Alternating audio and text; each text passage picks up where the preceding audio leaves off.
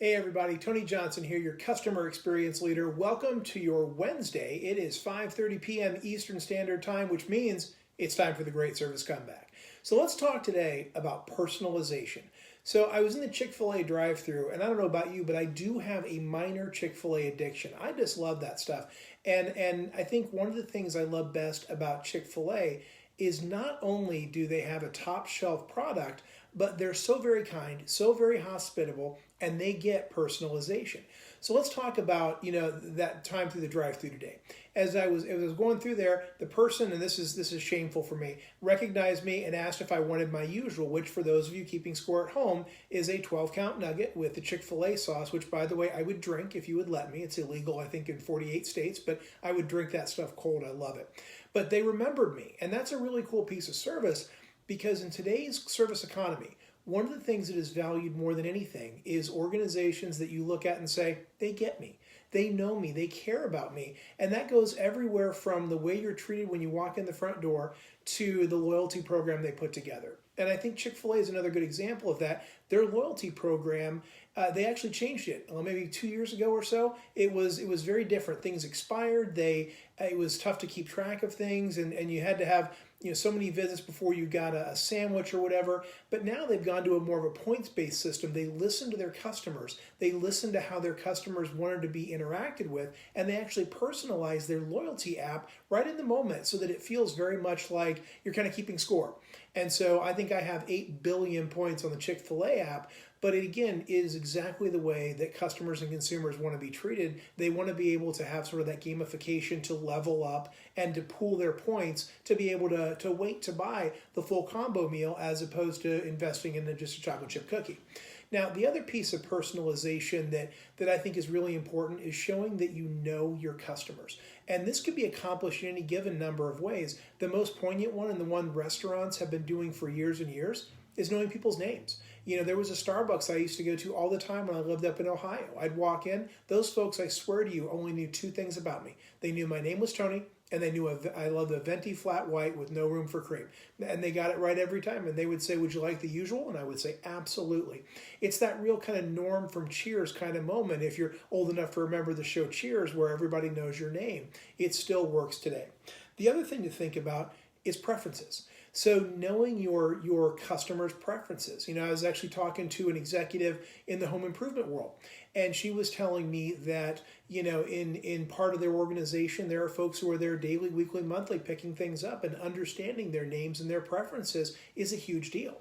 And I think that can be translated into electronics, into restaurant business, into clothing stores. I'm a big fan of Joseph A. Bank. I think that's a great brand. They get me when I walk in. They don't show me sweater vests and tight-fitting T-shirts because they know that's not my thing. But boy, a button-down dress shirt, a tie, a pocket square, a new jacket, that's all about me all day, and they get that about me. The other organization that I think, and this is sort of counterintuitive because you would think when you think personalization and understanding you, that would really resonate is Amazon. And you wouldn't think that because in most cases you would think a person would need to be involved for that personal level of service. But Amazon gets it right, almost creepily gets it right. Every time I tune in, they think about what I need based on things that I have searched, things that I have bought before. And the other thing that I think they do really well with is making suggestions based on what other people have bought who bought the things I'm looking at. So, for example, I was looking at whiteboards today, and they suggested buying the markers and the eraser and the easel to go with it. Or when I'm buying a camera, it automatically puts the kinds of batteries and tripods and lights that you might want to go along with it. Because the one thing you always need if you're buying a camera is spare batteries. So I think that's an important thing to note too, that level of personalized service from a machine who took the time to get to know you. And in fact, sometimes I think Amazon puts many other service folks to shame the way that they do such a great job with their personalization and their follow-up. And then I think the last piece I want to talk about today is, I hate this phrase new normal. I think there's no such thing as normal in service, but where we're going to go next, the demands for personalized service are going to be through the roof. If you think about how most organizations have been more patient, have taken more time, have explained things more throughout the whole social distancing and coronavirus outbreak, people are going to expect that. This patience, this attention to detail, this flexibility, this personalized service is going to be something that isn't going to go anywhere. And so as you're coming out and you're reopening yourself, be sure to think about what that's going to look like in your organization. And if you want to get ahead of this, by the way, if you have not gone to igniteyourservice.com/checklist, you can actually get a checklist that will actually start walking you through all the pieces and parts of reopening. So you will definitely want to go get that right now today, because every day I am reading more and more about states who are opening more. For example, here we're at 25% capacity in retail and restaurants in the beautiful state of Florida. We're going to be at 50 and 75% before you know it, and we're off to the races.